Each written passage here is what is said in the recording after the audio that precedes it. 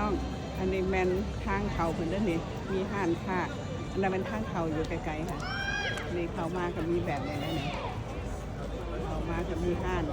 ย่างไปสูดฟ้านั่นก็แมนรีสอร์ทบ่อนไปขายนี่ก็มีห้านทางสดนั่นก็เป็นทางออกนี่ต่อไปนี่เป็นสิย่างเข้าไปในจะมีอย่างไรเราเพิ่งกันว่ามันมีอย่างไรตอนนี้พาให้เบิ่งทางหน้าเป็นนี่ก็งามนี่สะอาดเจียใบหนึ่งก็บ่มีเด้อพี่น้องแถมมันก็จักมีหยังบ่ฮู้จักว่าเป็นหยังสัวสิหลอกเบิดนี่จักโมงบ่นี่จักโมงบ่นี่จังสิฮอดนี่เบิ่งไปนำกันเด้อพี่น้องเบิ่งไปนำกันไปสิถ่ายยาวให้เบิ่งเลยเด้อถ่ายยาวให้เบิ่งเลยพูดเขาสิย่างเข้าไปในพูดเขาย่างเข้าไปในก่อนบ่ย่างเข้าไปในก่อนเนาะย่างเข้าไปในทางหันก่อนพี่น้องทางนี้แม่นยังนี่ช็อปตี้ติไปขึ้นรถทางเขาคือกันแถวนี้ทางเขากันเขาจะกวดกระเป๋าสแกนขึ้นแอร์มาที่นี่ขึ้นรถไฟมาเขาขี่รถเขาก็เข้าทางนั้น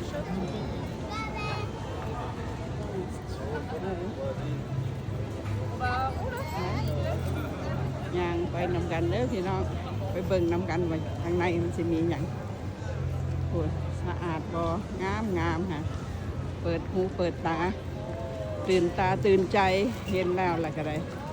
เขาพอเป็นเด็กน้อยเขาก็ยังม่วนเห็นแล้วก็ยังม่วนนะอันนี้เด็กน้อยมาเนี่ยแห้งสิม่วนเด็กน้อยเขาเห็นแบบนี้เขาแห้งสิม่วน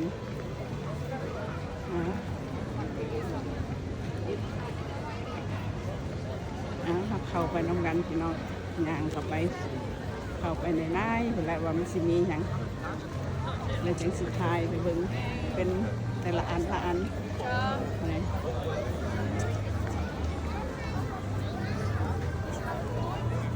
พุ่นทางเขาอยู่พุ่นเขาก็เข้ามาในเขาก็ย่างมาซื้อเลยพุ่นอยู่พุ่นก็มี3โอนที่1ที่2ที่3จะมีอย่างแต่ละอันก็พูดว่ามีอย่างทางไหนเขาจะเข้าไปตัวใหญ่นี่ก่อนเข้าไปตัวใหญ่ๆนี่ก่อนจะเบิ่งนำกันทางเขาเป็นงามเก็บงาม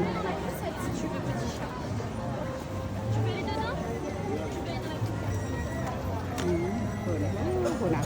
ปลูกดอกไม้กับปักงามเลยเด้อพี่น้องเด้งามใหม่ขึ้นกันนะเก็บงามนี่มางามได้เนี่ยต่อมาใกล้ๆเอาคนนี้ด้วยพี่น้องจะไปจังเบิ่งกันต่อไปคลิปหมาเอาบายอันนี้มันทางเขาได้หนิด้วย